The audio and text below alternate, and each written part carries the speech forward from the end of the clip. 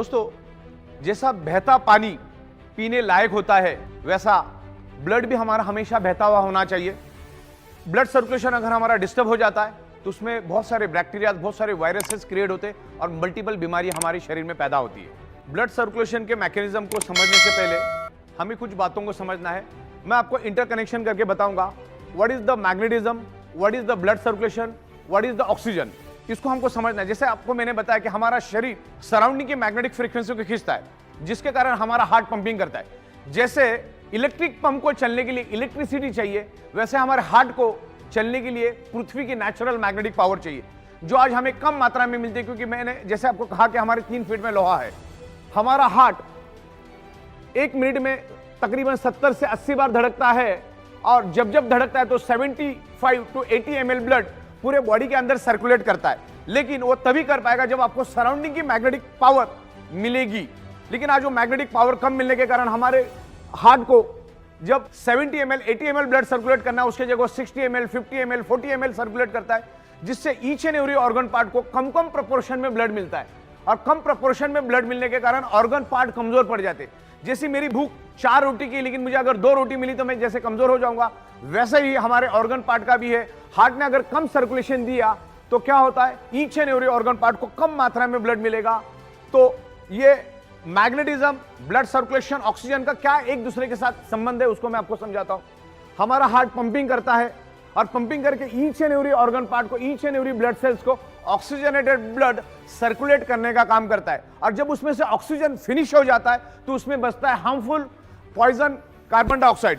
और हमारे हार्ट के अंदर 4 चैम्बर है, 2 में वो प्योर ब्लड को मैनेज करता है, 2 में वो इम्प्योर ब्लड को मैनेज करता है।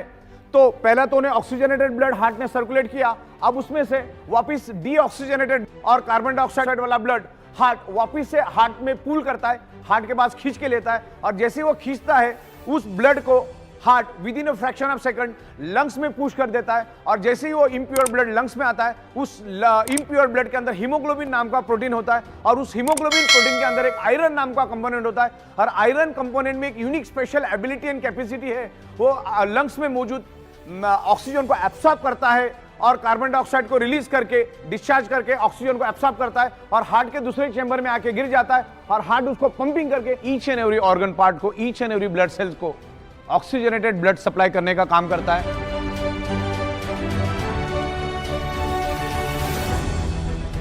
हार्ट जब डीऑक्सीजनेटेड ब्लड यानी कार्बन डाइऑक्साइड वाला ब्लड लंग्स में भेज देता है तो उसके अंदर का आयरन ऑक्सीजन को एब्सॉर्ब करना शुरू कर देता है। अगर मैग्नेटिक इन्फ्लुएंस अगर मिलेगा, मैग्नेट की शक्ति अगर उस आयरन को मिलेगी, तो जहां पर वो अंदाजन 30 ml ऑक्सीजन एब्सॉर्ब करने वाला था या 30 ml ऑक्सीजन को बाइंड करने वाला था, उसके जगह वो 50% भी कर सकता है, 60% भी कर सकता है, 70% भी कर सकता है, 80%। यानी ऑक्सीजन मैक्सिमम मात्रा में वो आयरन खींचने की कोशिश करेगा अगर आप पे मैग्नेटिक इन्फ्लुएंस है तो।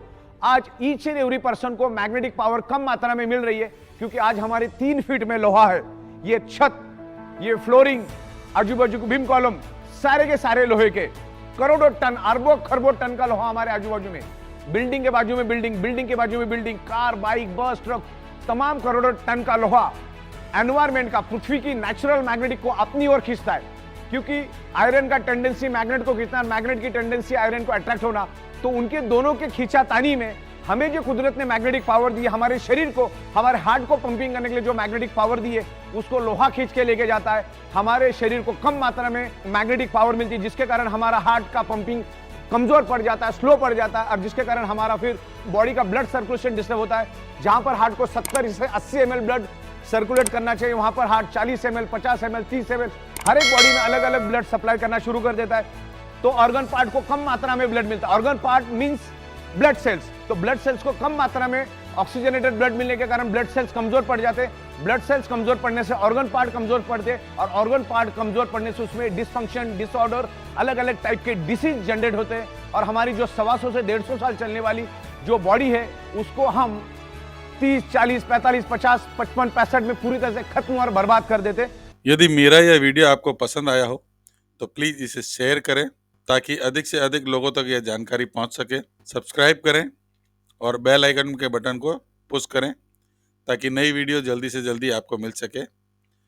Wish you health, wealth and happiness.